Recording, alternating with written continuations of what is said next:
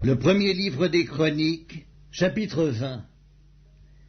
L'année suivante, au temps où les rois se mettaient en campagne, Joab, à la tête d'une forte armée, alla ravager le pays des fils d'Ammon et assiéger Rabba. Mais David resta à Jérusalem. Joab bâtit Rabba et la détruisit.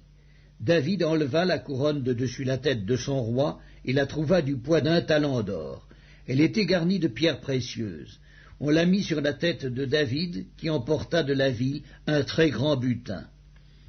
Il fit sortir les habitants, et il les mit en pièces avec des scies, des herses de fer et des haches. Il traita de même toutes les villes des fils d'Ammon. David retourna à Jérusalem avec tout le peuple. Après cela, il y eut une bataille à Gézer avec les Philistins.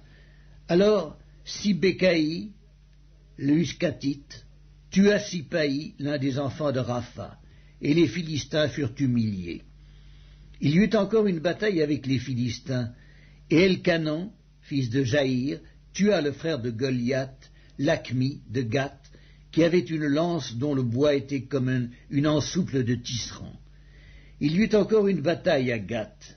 Il s'y trouva un homme de haute taille qui avait 6 doigts à chaque main et à chaque pied, 24 en tout, et qui était aussi issu de Rapha.